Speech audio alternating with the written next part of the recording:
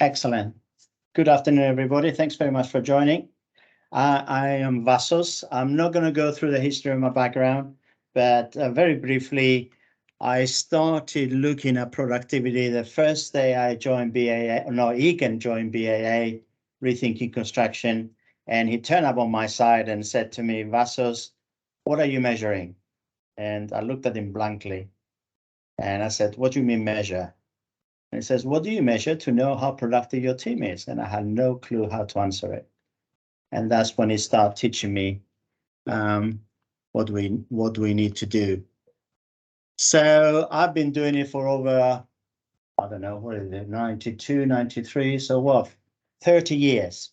So nothing new, but if you want to know more about me, go on the website, go and join the Google and try to find out a bit more, but have a chat with me anytime in the future. So what I'm going to do is just going to run through this agenda. Don't worry, it's not going to be as big as you think it is going to be with all the points, but there's a lot of stuff I want to get through to you very, very quickly. The slides will be shared with you as a PDF afterwards anyway, so just make notes and ask questions. I represent, I'm here as a CEO of AI Foresight. They've been going on for 7 years. Offices in London, Helsinki, Nottingham now as well. We've done 120 projects in 9 countries so far. And so you can see some of our clients there already across the world. So we have a lot of data and information to back up what we are saying, but also we are not alone in doing that, and I'll demonstrate that to you. Our mission as a company is, surprise, surprise, is to solve the productivity problem or the wasted tool time problem in the construction industry and turn it into progress rather than into excess and progress. So as I said, I'm not alone in the belief that the industry hasn't changed for the last 30 years. When I was doing time and motion with BRE and Calibre, some of you may remember, at the early days of Egan, we found that the industry was not very productive at all. And as you can see from the ONS, we actually stayed the same level, more or less, as we were 35 years ago. Actually, we've got a bit less. Every other industry has been climbing, apart from the UK construction industry, despite the fact that we've been having MMC, BIM, new technologies, new materials, etc., lean thinking, productivity as a whole. Yes, there are pockets of excellence, and I'm not picking on those people. Well done, guys. But as a whole, as an industry, we still got a long way to go. And we are not alone. The other day, I saw a LinkedIn post by fellows from Australia, and I thought it was a UK one. It was exactly the same as it is in the UK. And then I found another one from USA. Since 1995, again, stagnated. So to me, using the COVID arguments, it's a pandemic. It's a global industry pandemic, and we need to do something about it. So how are we going to do? How are we going to improve productivity? Well, the only way to do it is eliminating wasted tool time. And that is the difference. Everybody's been looking at the process overall and making everybody efficient in the process, but not looking at the tool time with the guys on site. Again, I will ask you a question, but I should have put it in the poll, really. There's only, in my opinion, there's only two stakeholders in the construction project that add value. One is the end user and the client who gets the building and puts it into his own business, whatever that business is. And the other group of people are the operatives. They're the only ones those two people are the only ones that add value. Everybody else is there to support them, to feed into the operatives, to give them the water, the space, the food they need to make them productive whilst they're working, i.e. the issues that you identified in the poll, communicate with them properly, the drawings, the materials, the, prerequisites finishing before they turn up, etc. So they're the ones that actually add in value. So over the years, however, because subcontractors have have experienced a lot of wasted tool time over the years, using the historical experience in order not to be at risk. They've been planning in a float of about 70% wasted work time, but splitting it up throughout the delivery of their tasks. Not concentrate at the beginning or at the end, but it's actually throughout the process. So therefore, we got used to it. And that's why we don't see difference in the prices or in the return tenders that we get from the supply chain, because everybody's doing it. There's no real data to identify the root causes and actually identify what that causes the wasted tool time. And more importantly, I believe there's a need of training and education and experience of how to go about removing that waste out of the process. A lot of companies, when I ask them, are you finishing your projects on time? Are you productive? They think by being predictable and finishing the jobs on time, that equals productivity. The answer is no, it does not. Because yes, you can finish the program on time, but if in that program you have all that downtime, all that wasted work time, then you can't be productive. So what do we need to do?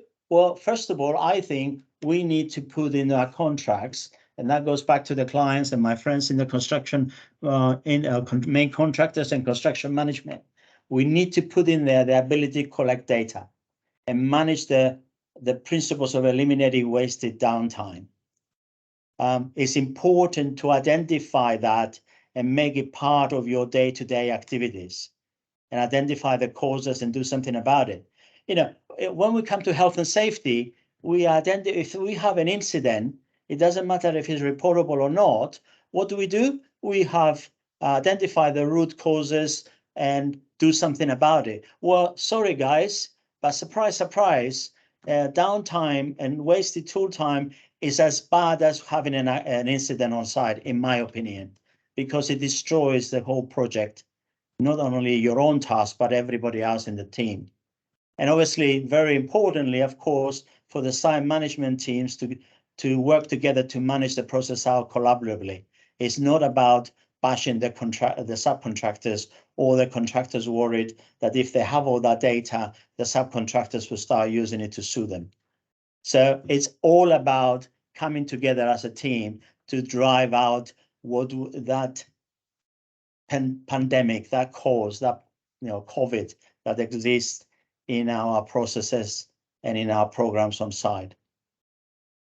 Any questions so far?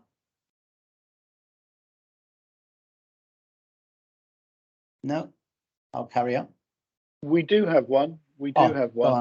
Yeah, it's come up. Sorry, I missed that one. Yeah, carry on. Yeah, it's a simple question. Why do you think the sector is reluctant to change?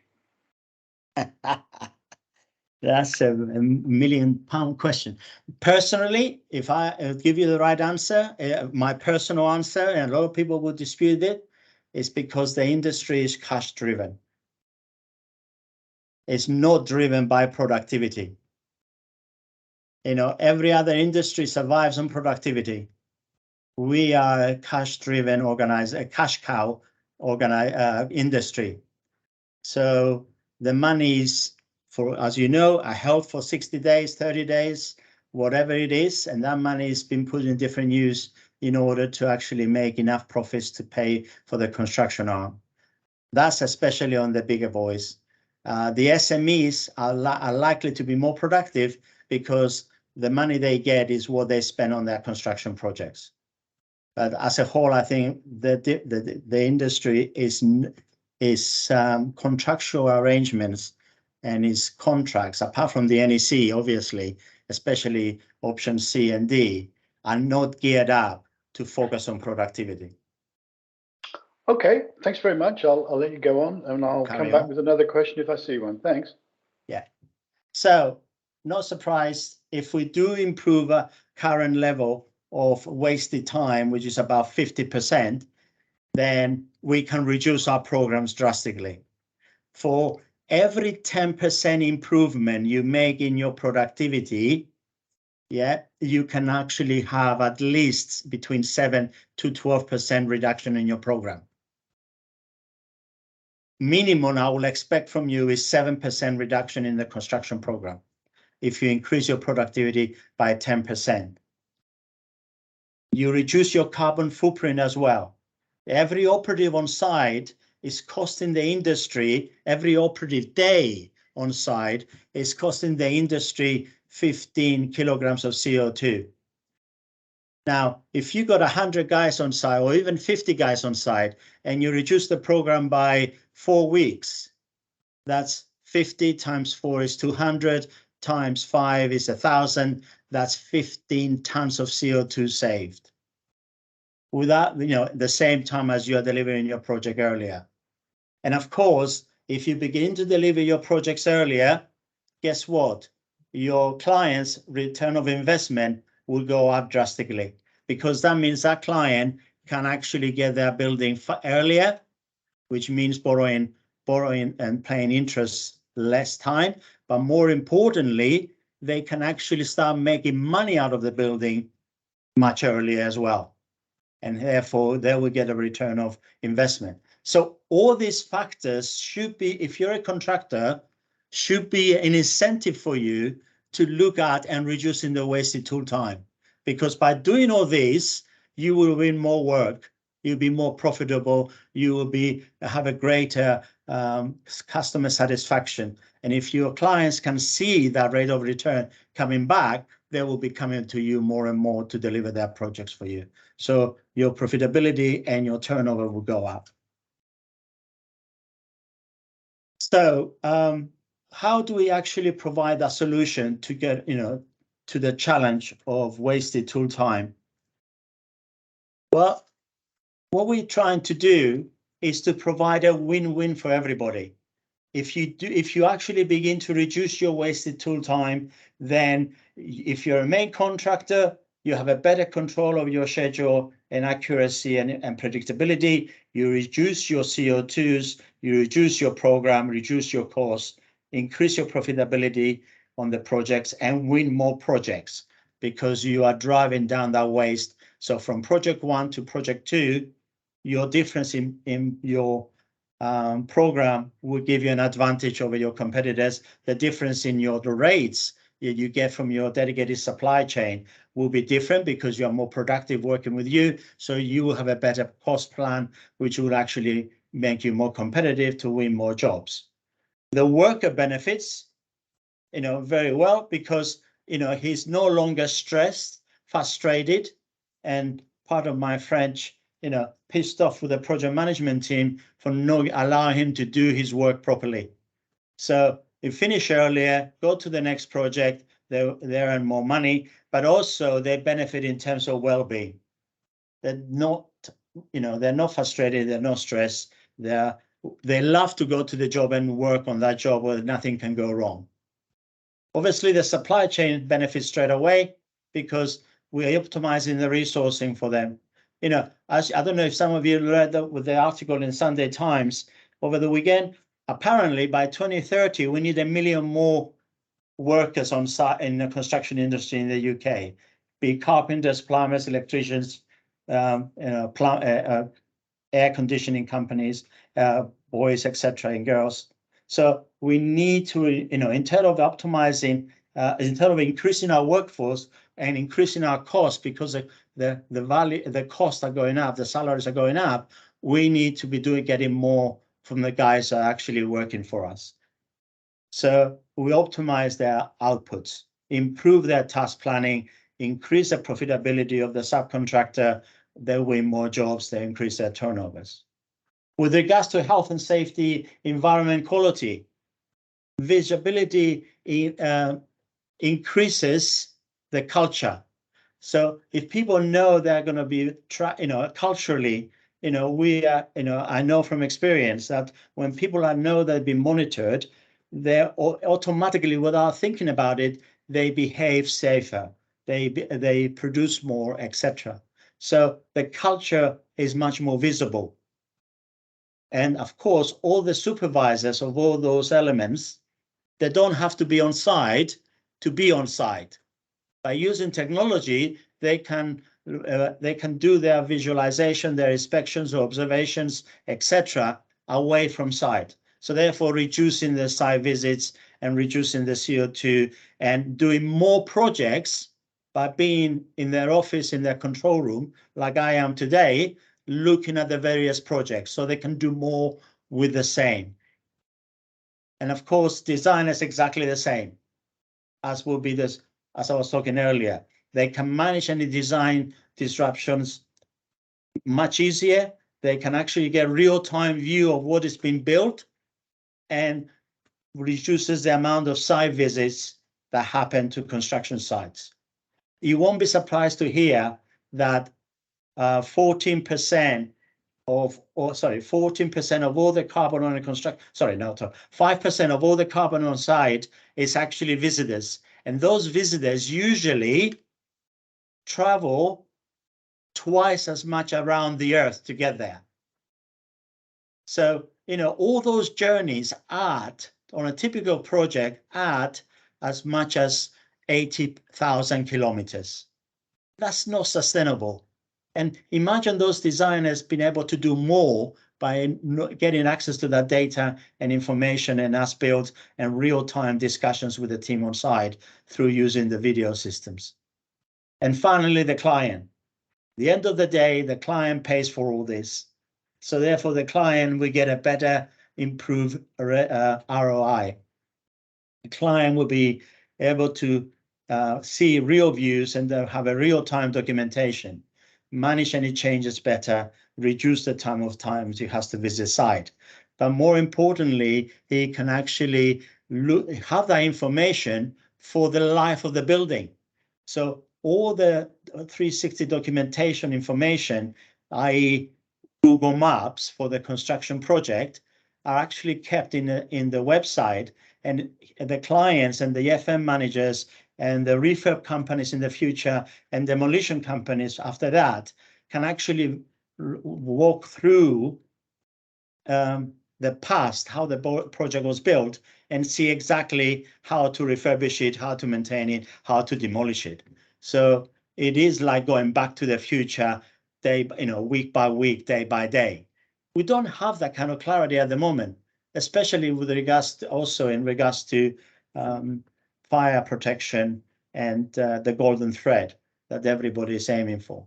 So all those things together will add value to the whole stakeholders, the whole supply chain. So the solution is based on a three-part approach.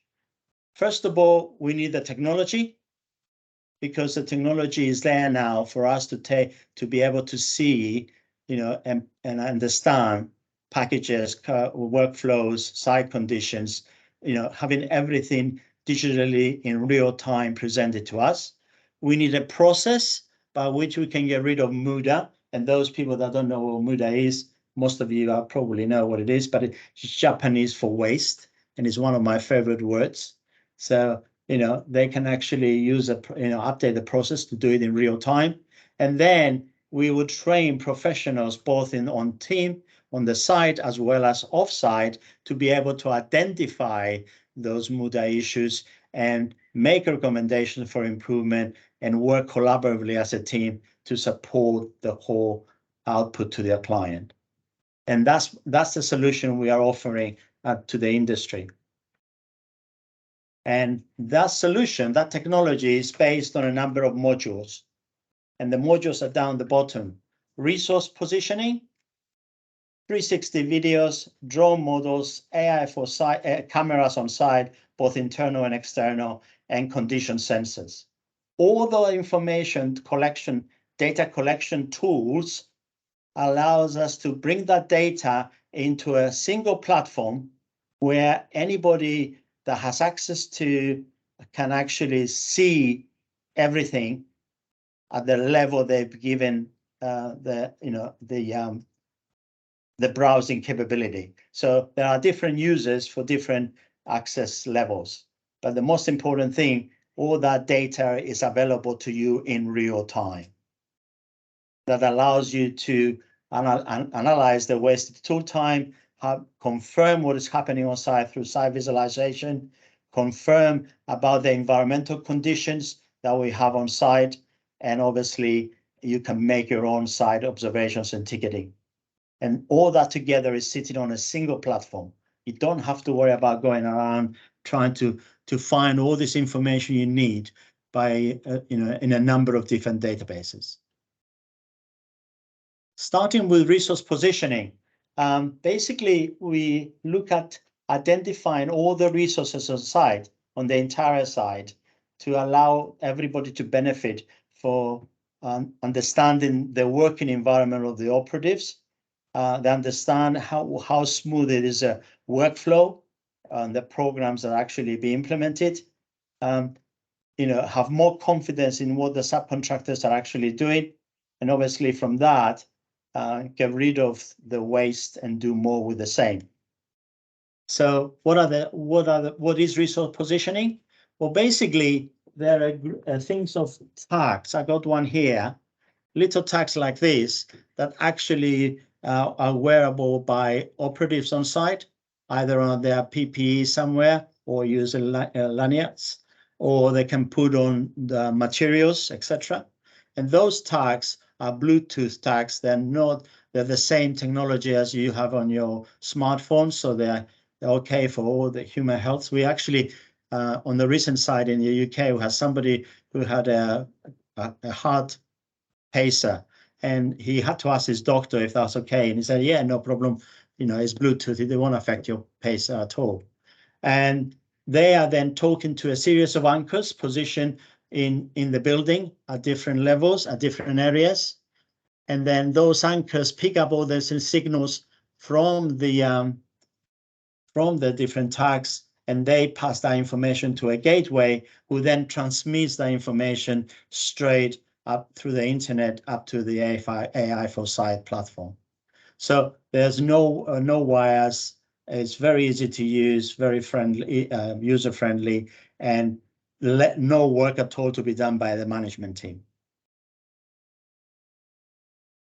Oh, sorry. So how does it all work? Oh, sorry, can I stop there for a minute to talk about the technology? Any questions? I'm just looking to see if we've got any questions. Yeah, we got a couple. Oh yeah, we have. Okay. Yeah. So should we do those then? So we've got productivity as a mix of hard tools and soft behaviors.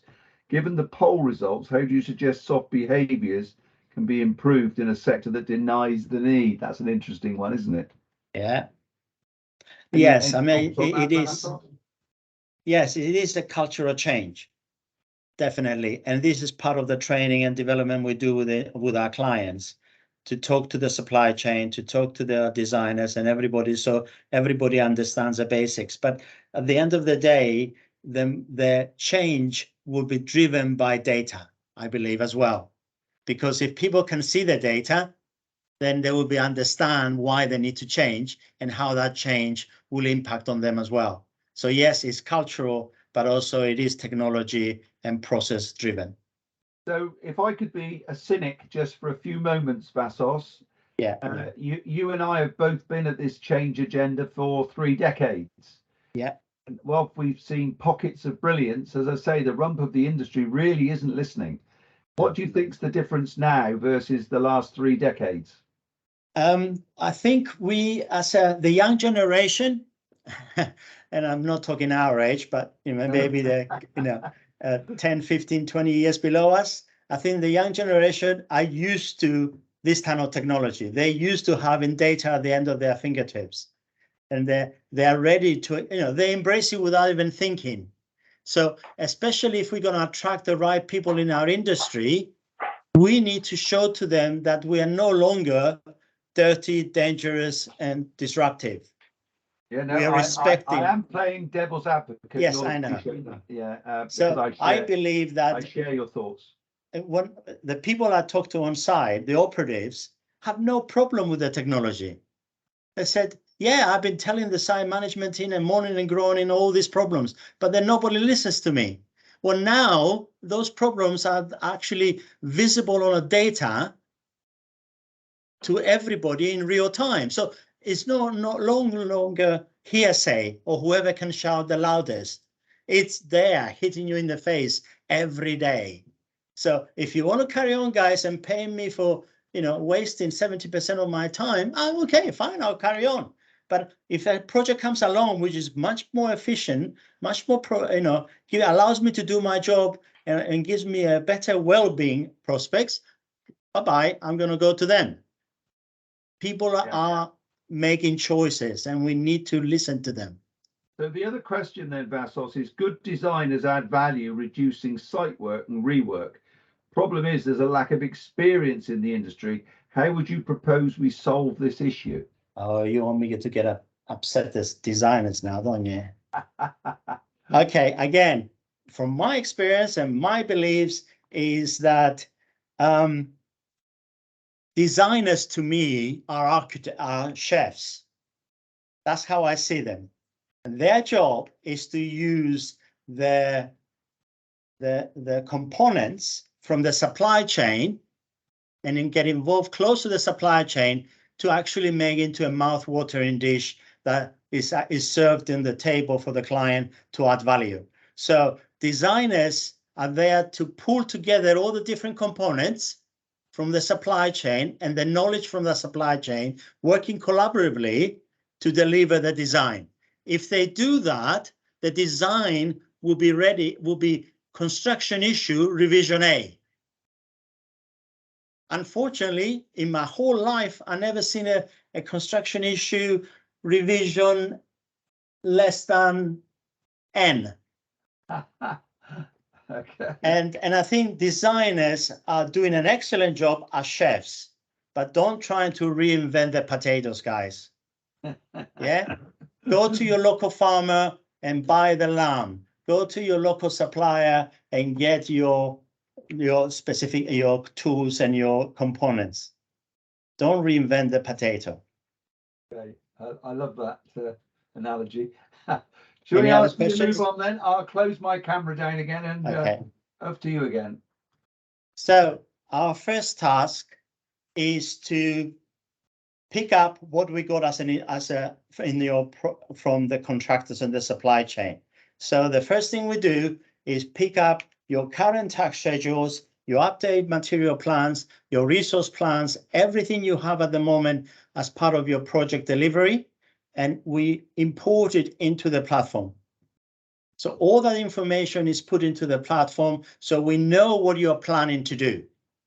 And then once we know what you're planning to do, the next step is to actually see it happening in real time on site. So this is what you plan, and this is what you actually can see on site. And this is a typical production area, it's actually a UK project, this one, where on 2 floors, you have plumbers, carpenters, electricians and supervisors, and we can see where they are at any one time, and we can see if they follow the plan, if they're actually following the schedule, or the electricians decided, actually today, I'm not going to go on the ground floor, I'm going to go upstairs and do the kitchen area, because I feel, that's what I got the materials for, but it's not what you planned for. It's not what's in the schedule. Or maybe they plan to do the kitchen, but the materials haven't arrived on time. And therefore I need to go and do something on the ground floor, but leaving the kitchen empty in a black hole isn't, when you working on the ground floor in another room, doesn't mean you're productive, because if you're not doing what you're supposed to be doing, that means you're working out of sequence. That means you are not being productive. You're wasting your time working in the other room. And the reason for that is not because you decided to do it yourself. It's because the materials, the drawings, the people ahead of you, etc., all the reasons we identify as non-productive, non-adding value, wasted time causes have been there for you. So we got the plan. We can monitor in real time where everybody is. We can also do heat maps where we can actually see exactly where everybody is in terms of heat maps. And that was very useful when we were first trying it out in the UK during COVID. But you can see from the heat map where people actually spend their time and been working. And again, you can interrogate that against the plan. We never track individuals. we always track a trade.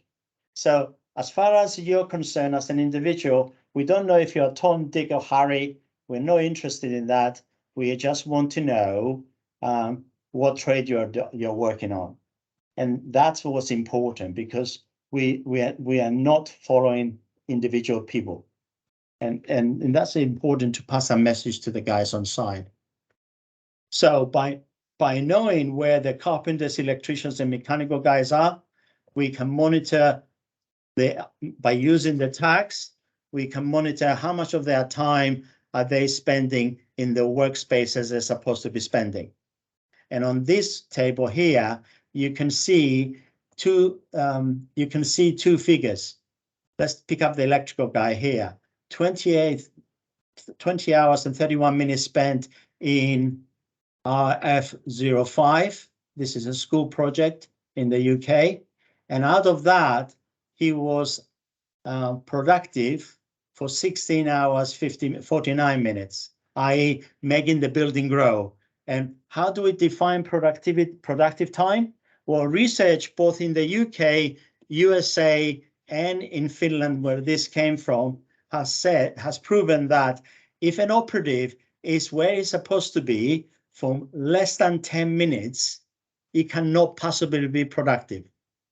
So productive time is anybody that spent more than 10 minutes where it's supposed to be. So that's why we know exactly how productive people are, or how much wasted time we are having on a specific area. So as the tags, as they're moving around, the tags tracks their position and talks to the system every 30 seconds. That allows us to know exactly how long they've been everywhere, which that means we can actually pick up an electrician, and actually you can see from this table here, this graph, we can see that he started work at 7:45, but he didn't settle down to do any work until 9:30. All these positions that he went around, moving around the different buildings, the different areas in the ground floor or the first floor, were actually less than 10 minutes. Some of them were less than 1 minute or 2 minutes. So the question is, once we know that downtime, that wasted time, is what can we do, Mr. Electrician, to make sure that you don't actually have to spend around? Tell us why you spend all this time around. And you may say, oh, I had to go and pick up my tools. I then had to go and speak to the supervisor about the work area. The drawings were not up to date, so I had to go and pick them up. Materials were spread all over. I had my cabling in downstairs on the first floor, and my components were on the ground floor at the back of the kitchen. So I had to go and get all those to put them together in order to allow me to start work in the ground floor and spend 3 hours there working mad all day. So as I said before, it's not their fault. They had to do this. It's not because he liked to go from room to room and do some exercises or whatever. He was pissed off by the time it took him an hour to actually do any work. And that's a real project. That's a real data which I had there. I was sitting in the room when we were talking to the electrician. So that's what happens on our construction sites. And we need to get rid of all those different 1 minute, 2 minutes, 3 minutes, 5 minutes, 7 minutes, or whatever that people spend walking around trying to get things ready for them to do their work. Any questions up to that point? Yes, we do have another question, Vassos, if I could mention this. In fact, we have another two now. So first of all, 50% of sector workforce are aged 40 plus years of age. Yeah. The 40 to 54 age group is 33% of the total, but has greatest number leaving. Yeah. Where are your future leaders? That's a more generic question, isn't it? Yeah, it is very generic. Majority of our leaders at the moment I think the leaders that actually seen the changes happening are about they're in the last 10 years, let's say, working life. People like you and I will actually, experiencing and all the changes since then. I think there are a lot of young, when I say young, mid-30s to mid-40s leaders that coming through and taking very high-rise positions very quickly in the industry. And that's where our future lies, in that generation, and those people that actually been born of not accepting the status quo, and they're willing to challenge it. Step in, Vassos. We have a very, very active G4C movement across the Midlands. This is people of 35 and under. In fact, it's one of our most successful areas of constructing excellence Midlands. Nikita, who's our chair, has just issued a very good document on diversity and inclusion and so on. And that group is vibrant, and they're very keen. So, I do have an optimism that we have got some really good future leaders coming through, certainly in the Midlands, and I'm sure that's the same for the rest of the UK. And also, a lot of the family-run businesses, the new generation is coming in and say, "Dad, take a back row, take a back step. I want to take over. I know how to do this." I seen it on, and I experienced it on, a number of other areas, etc. But also, I had the privilege of being a director at Cambridge construction engineering master's program for over 2 years. And there are youngsters that came up through that program that were in the mid-30s that are now directors, 10 years later, that directors in their own company. And when I'm talking about big organizations as well. So the youngsters are changing the way we're going to behave in the future.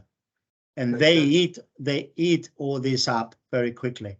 So we've got one more question for you. Designers get given soil, not potatoes. so they solve these issues. Rubbish in, rubbish out. Rubbish out, absolutely. Experienced design gets Rev X, not Rev A.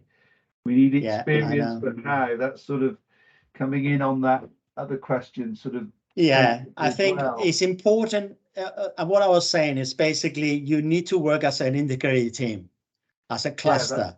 And that's where CE comes in. We've been espousing collaborative working, integrated supply chain. If you have the architect sitting next to the mechanical guy, next to the electrical subcontractor, next to the fit out guys or whatever, and you sit down there as a cluster, as a group, talking about the fit out only, then you will come up with a design faster. From my experience, design can be completed 30% faster if you have all your supply chain on board on day one.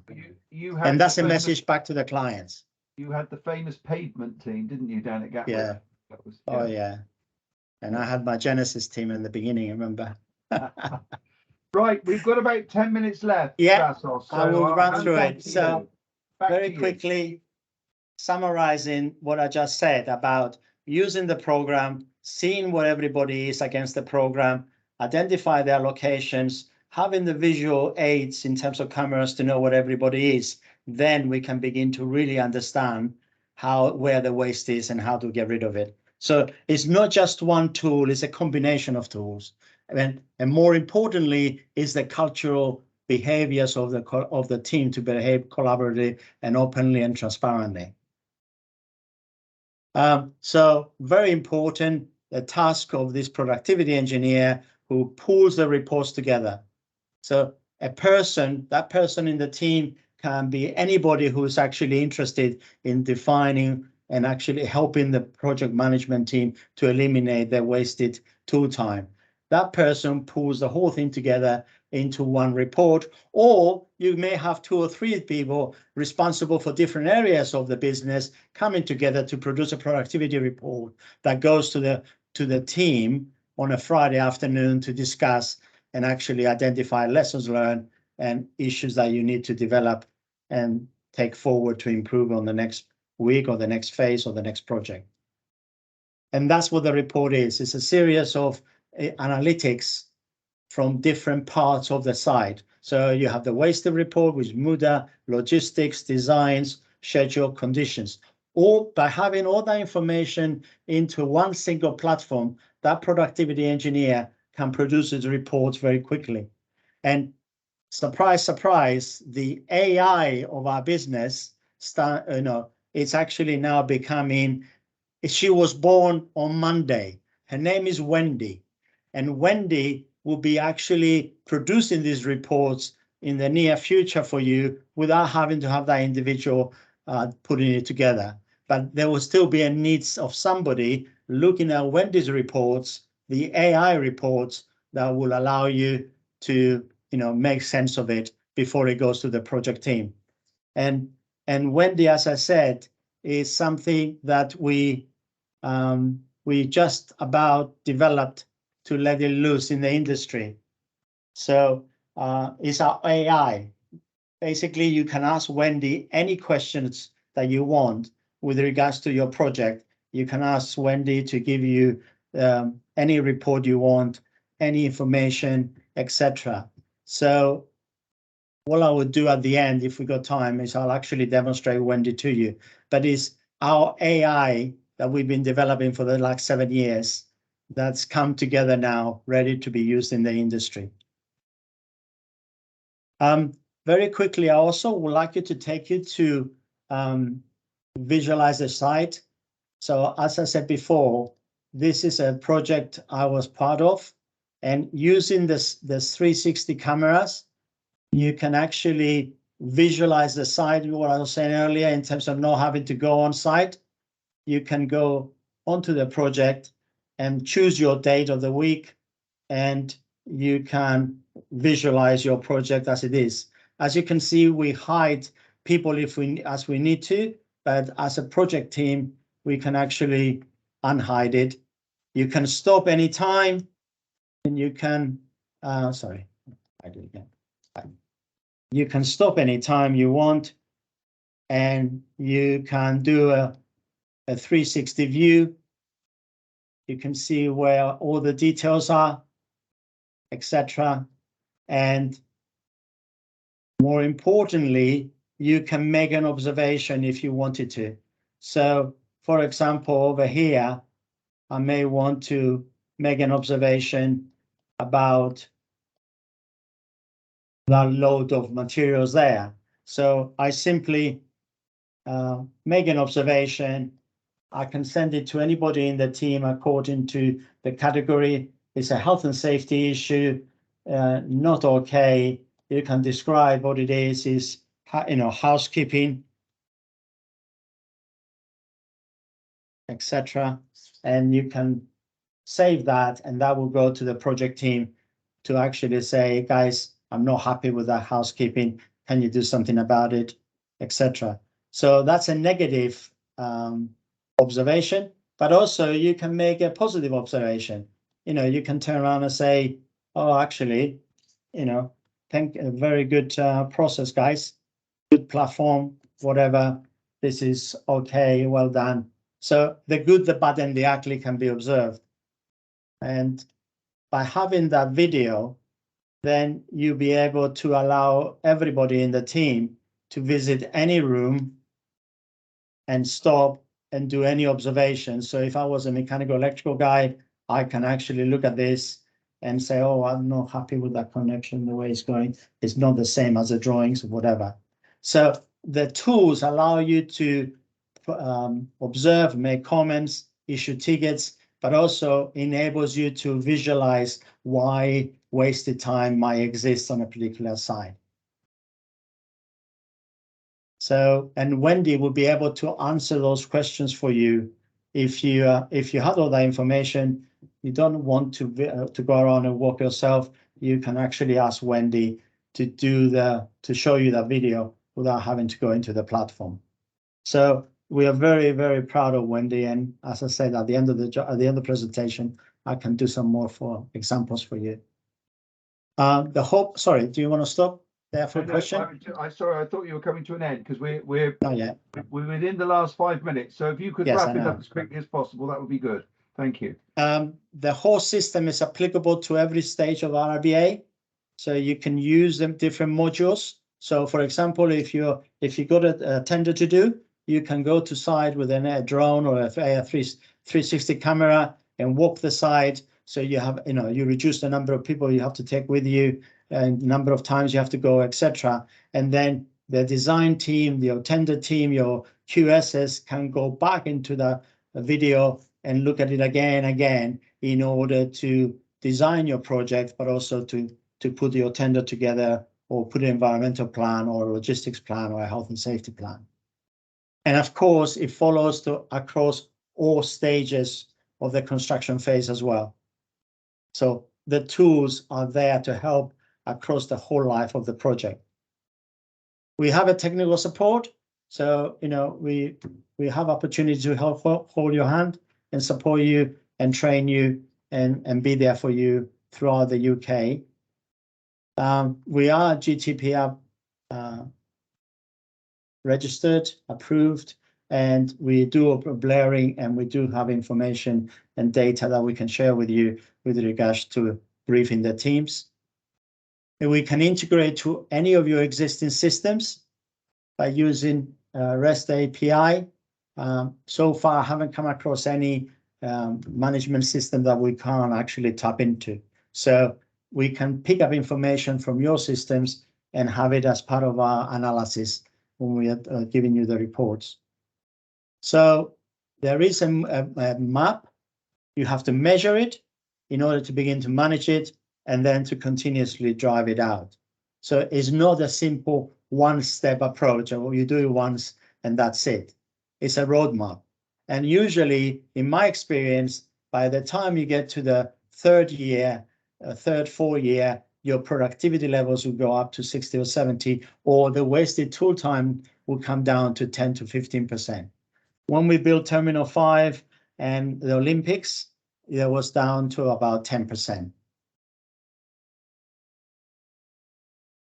And then finally, what's the value in terms of return? As I said to you before, for every 10% improvement in productivity, you get 7% decrease in program duration, and contractors' ROI can be anything from 150 to 1200%. Obviously, the bigger the project, the better return you get. So that's just for the construction, the teams, the clients, we get a lot more than that. And of course, is lifetime access. You can get the data we recorded for you, all the information at any time of the life of the project of the building. And it's there for you to analyze, as I said, for refurbishment, demolition, redesigns, etc. So the whole point is exit out. So we do need to wrap up if you don't mind. Yeah, sorry. But it looks like we're on the last slide. We have been taking the questions as we go along, and I've noticed that there are no further questions. We've crammed a lot into the last hour, haven't we? All your years of experience on lean processes, we've tried to cram into 60 minutes, but we've done a pretty good job. And I think what you've got to show is a really exciting opportunity. So thank you for that. I wonder whether, Abraham, we could just go to the poll and get folks, if they could just stay on for another couple of minutes to fill in the feedback survey, which again you can get via the QR code or slido.com. So we'll keep this open for half an hour if you wouldn't mind feeding that. Andrew, do you mind if we keep the web going for another half an hour in case any people have any questions? You don't have to record it. Well, we do normally wrap up at 1 o'clock because people tend to. Yeah, but if nobody wants to ask any more questions or any clarifications, then obviously we can close it. But there is a lot that rush through. But let me ask my colleagues at Leaders Meets if that's possible, because not for me to say, but Howard, Abraham, what do you think? Yeah, I'm happy to leave it rolling. Abraham, okay with you? Yeah, I'm fine. Thank you. We'll leave it rolling. So if anybody wants to come directly for any questions, on the Teams, please. Well, I'm going to officially wrap up what we normally do and say thank you, Vassos, for your time.